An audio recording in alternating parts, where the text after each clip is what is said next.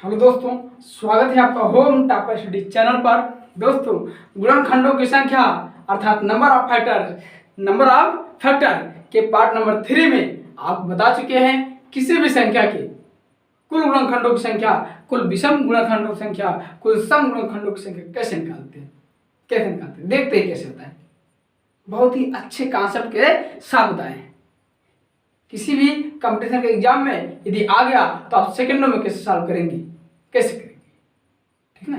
नहीं देखे तो जाके देखिए, उन्हीं पर आधारित आज हम और प्रश्न लेके आए हैं जिन्हें हम पार्ट नंबर 4 दिए, ठीक है। इस पार्ट नंबर 4 में उन्हीं पर आधारित और प्रश्न लेके आए हैं और उन्हें हम बताएंगे, ठीक ना, बहुत अच्छे से बताएंगे। गारंटी के साथ कहता हूं कि आपको 100 में 100% समझ में आएगा, ठीक ना। आप खुश हैं ये अच्छी बात है, लेकिन यदि आपकी वजह से कोई खुश है तो ये सबसे अच्छी बात है।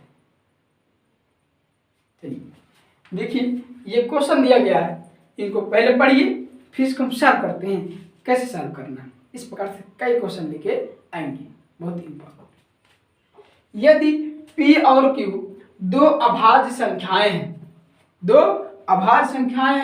तो P स्टार Q के न्यूनतम कितने गुणनखंड हो सकते हैं।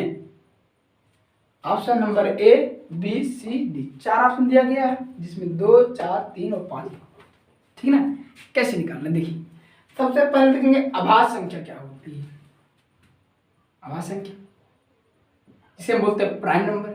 सुनिए, ऐसी संख्या जो स्वयं से कटती है और एक से कटती है, अर्थात जिनके केवल 2 गुणनखंड होते हैं, उन्हीं को हम बोलते हैं अभाज्य संख्या। जैसे 2, 3, 5, 7, 11, 13 ये सब अभाज्य संख्या है। ये क्या है? अभाज्य संख्या है। अगर डिटेल्स देखना है तो वीडियो डाले हैं, जाके देखिए, बहुत अच्छे होता है पूरे का सब, ठीक है। तो जैसे आपका P और Q दो अभाज्य संख्याएं हैं, कोई दो अभाज्य संख्या है, तो अगर P स्टार Q के पूछा न्यूनतम कितने गुणनखंड हो सकते हैं, मिनिमम कितने फैक्टर हो सकते हैं, कम से कम स्मॉलेस्ट कर सकते हैं, स्मॉलेस्ट कितने फैक्टर हो सकते हैं।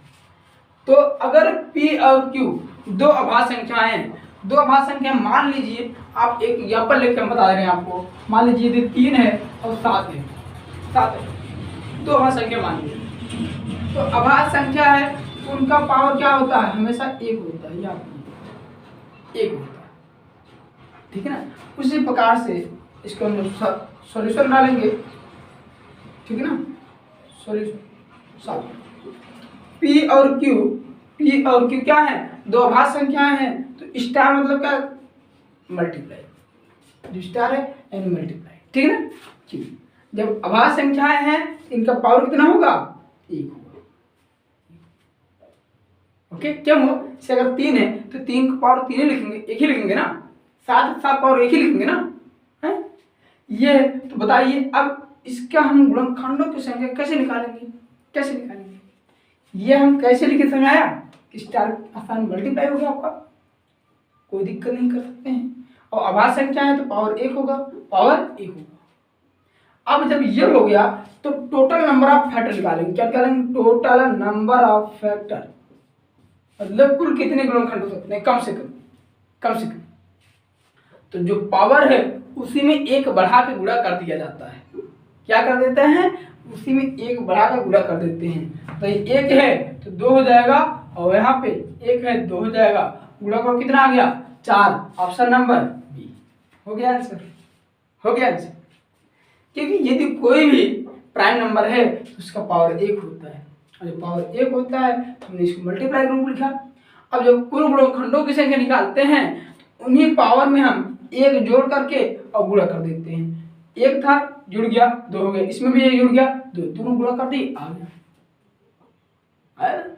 तो ये देखिए, ध्यान दीजिए कि जो बेस होगा आपका प्राइम नंबर होना चाहिए। यहाँ पे ये जब भी टोटल नंबर आप फैक्टर निकालते हैं तो ये भी प्राइम नंबर है, ये प्राइम नंबर। तो हमको यहाँ से नहीं मतलब, हमको यहाँ से मतलब कि ये जो है जिन पर पावर है ये प्राइम नंबर होना चाहिए। ये क्या होना चाहिए, प्राइम नंबर जिन पर पावर, तब हम टोटल नंबर ऑफ फैक्टर निकाल सकते हैं। यही था, यही था। इसे नोट कर लीजिए, फिर और क्वेश्चन बताते हैं आपको, और क्वेश्चन बताते हैं। तो किसी भी यदि दो संख्याएं अभाज्य संख्या हैं, उनका अगर प्रोडक्ट करेंगे तो उनके कम से कम 4 गुणनखंड होते हैं। कितने गुणनखंड? 4 गुणनखंड। Option number B, option number B note करिए, नोट करिए आराम से, ठीक ना। चलिए अगला क्वेश्चन देखें, तुरंत नोट कर लीजिए इसे, नोट कर लिए। चलिए अगला क्वेश्चन देखते हैं क्या है। अगला क्वेश्चन है, दिया है कि 2 का power 11 star 3 power 19 star 5 power 23 के कुल गुणनखंडों की संख्या ज्ञात कीजिए। कैसे निकालेंगे? देखिए ऑप्शन दिया है, इसमें से एक आंसर है, बाकी 3 क्या है? गलत है, एक ही सही है हमारा। देखिए कैसे निकालेंगे। कुल गुणनखंडों की संख्या को हम शॉर्टकट में बोलते हैं टोटल नंबर ऑफ फैक्टर, जिसे हम लिखते हैं TNF, total number of factor, total number of factor, ठीक ना।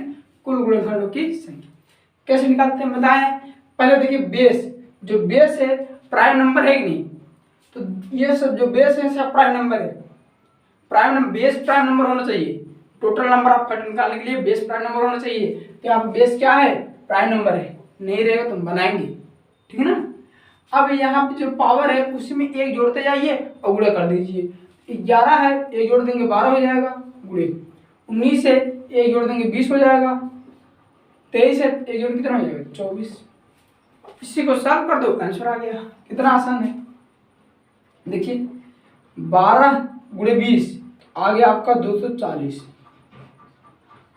ठीक है ना। अब देखिए कैसे करना है, इन दोनों गुणा करेंगे तो 24 गुणे 24 कर लीजिए, लास्ट में 1 से 0 लगा देंगे। बताइए लास्ट में 1 0 लगा देंगे तो 4 से 16, इससे 1 0 हो गया, 4 से 16 यानी 0 के बाद 6 आएगा, 0 के बाद 6, 0 के बाद 6, 0 के बाद 8 है, 0 के बाद 7। ये दोनों ऑप्शन नहीं होगा, ये दोनों ऑप्शन क्या होगा? गलत, तुरंत हो गया। क्यों? जब गुणा करेंगे 4 से 16 होगा, 0 के बाद 6 आएगा, यहाँ 0 के बाद 6 है ही नहीं, गलत हो गया।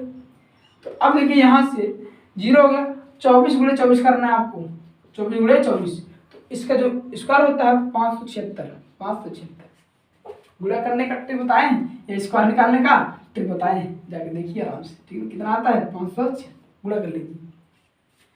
तो ये ऐसे करिए, 24 शून्य शून्य, 24 चौका गुणा कर लीजिए, फिर 24 दूनी हाथ जोड़ दीजिए, ठीक है ना।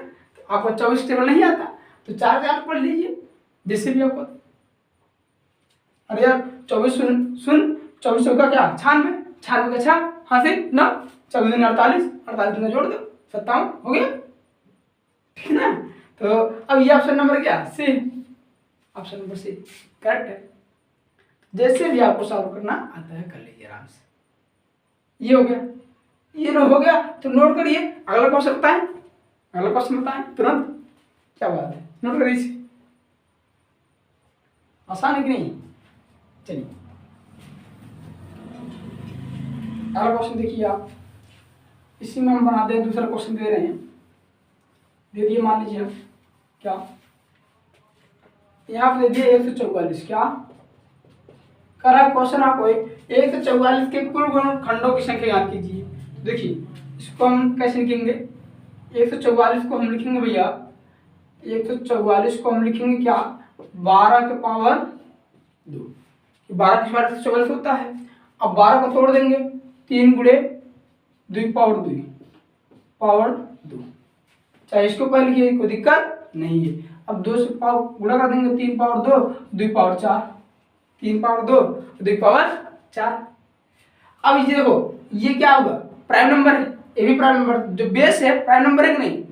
यहाँ पे प्राइम नंबर था नहीं था, पावर था लेकिन प्राइम नंबर नहीं था, तो इसको प्राइम नंबर में तोड़ दिए, तोड़ सकते हैं नहीं? अरे भैया इसको हम लिखेंगे 3 गुणे 4, 4 को 2 गुणे 2 नहीं लिख सकते हैं? 2 पावर 2 है, लिख सकते हैं। अब ये फार्मूला लगा है क्या?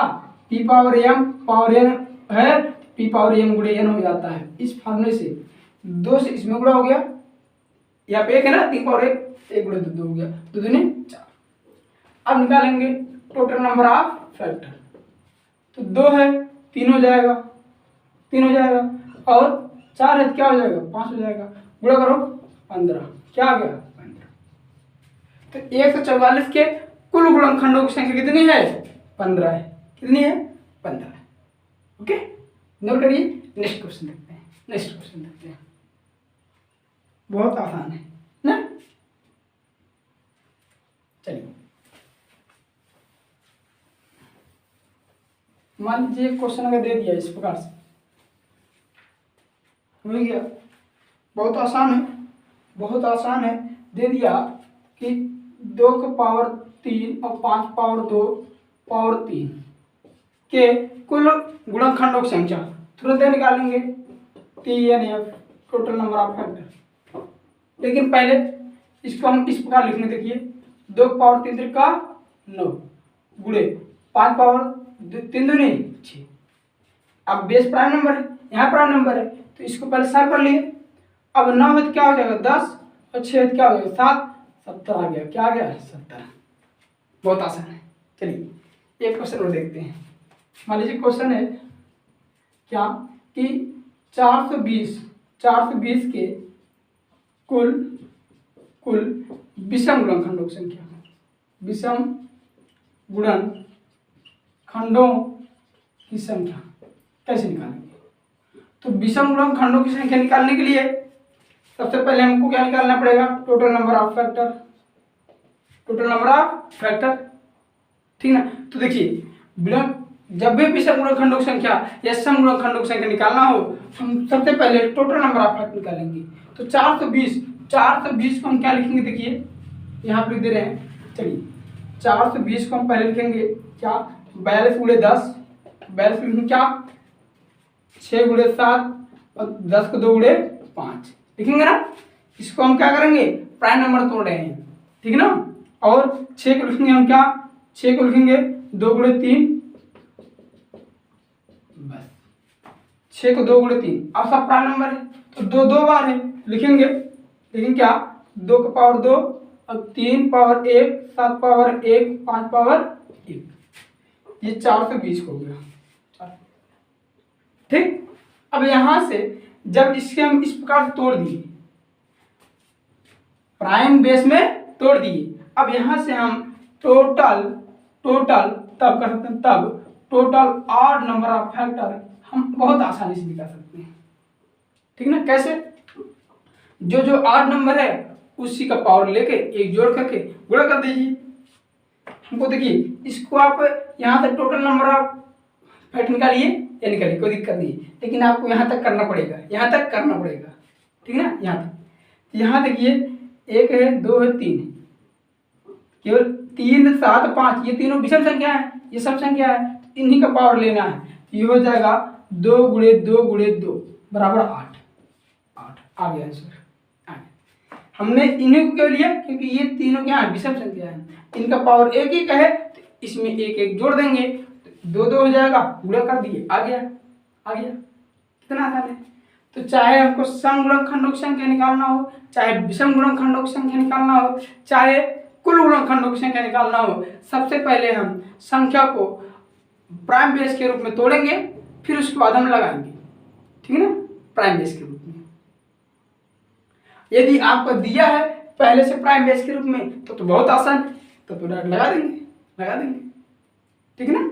चलिए बस यही क्वेश्चन थे। अब नेक्स्ट वीडियो में आपको और इम्पोर्टेंट क्वेश्चन लेके आएंगे, ठीक है ना। तो इसे नोट कर लीजिए। अगर समझ में आया हो तो चैनल को सब्सक्राइब कीजिए, वीडियो को लाइक कीजिए, शेयर करिए। मिलेंगे नेक्स्ट वीडियो में। Thanks for watching my video.